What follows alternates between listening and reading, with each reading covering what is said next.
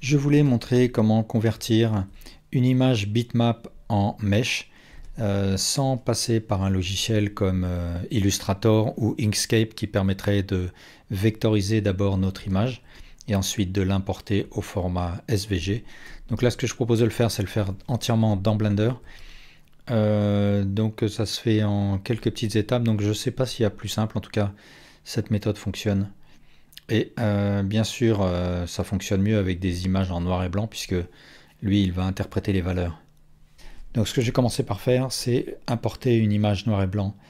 Donc Shift A, Image, et sous forme de référence. Et moi, je suis tout simplement allé chercher un logo du WWF. Je vais le mettre perpendiculaire à ma vue. La résolution n'est pas terrible, mais c'est pas mon problème ici.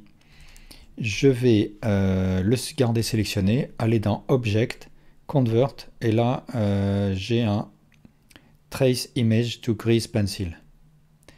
Je vais garder les options par défaut et je clique sur OK. Et là je vois pas grand chose, mais la conversion a bien eu lieu. Je peux supprimer l'original. Je me retrouve avec ça. Et pour l'instant, c'est un objet Grease Pencil, donc ce n'est pas encore une curve. Donc ce qu'il faut que je fasse, c'est un clic droit Convert to Bezier Curve. Je déplace l'original et je me retrouve avec cette Bezier Curve. Donc je supprime l'original, je sélectionne ma Bezier Curve. Je vais supprimer cette partie que je ne veux pas garder. Et ce que je vais faire, c'est maintenant faire un clic droit Convert to Mesh.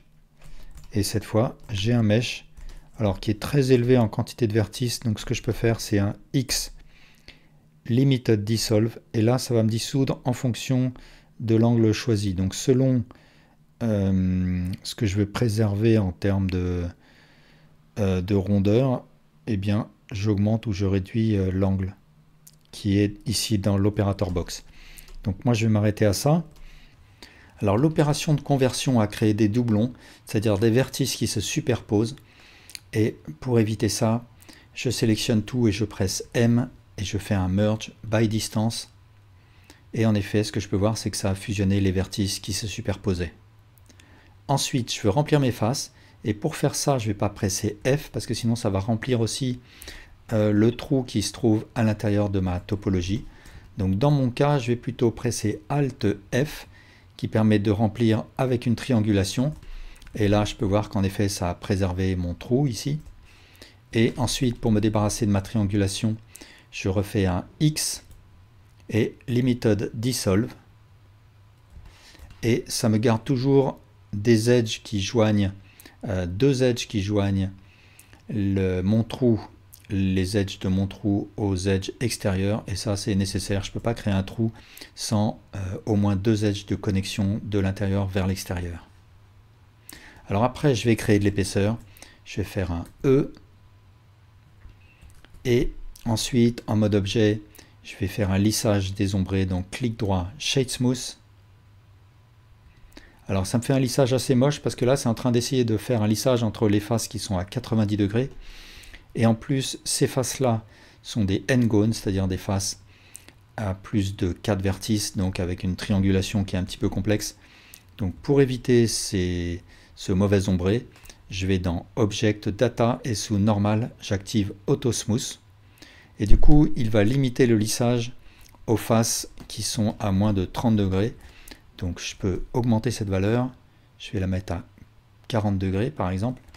Et là, ça a lissé correctement entre les faces que je souhaitais. Je peux même un petit peu augmenter. Et ça préserve intact cette face-là. Ensuite, si je veux créer des bubbles, ça va demander un petit peu de travail sur la topologie, parce que sinon je vais avoir des intersections de faces. Donc je vais laisser de côté cette opération. Alors sinon, on peut préparer la version vectorielle SVG dans Inkscape. Donc il faut faire un file Open, aller chercher notre image. OK. Et après, on la sélectionne, on va dans Pass, et là, on choisit Trace Bitmap. Et ici, dans le panneau à droite, on clique sur Apply. Et maintenant, j'ai ma version vectorielle. Donc je supprime avec un CTRL X la version bitmap. Et cet objet, je le sauve en faisant un file Save As. Et je le sauve sous le format SVG pour pouvoir le lire, l'ouvrir sous Blender. Donc enregistrer. Et une fois dans Blender, il faudra que je fasse File, Import. Et là, je choisirai Scalable Vector Graphics, entre parenthèses, .svg, et je vais chercher mon fichier SVG. Et après, il suffit de faire un clic droit pour convertir en mèche. Voilà, merci pour votre attention.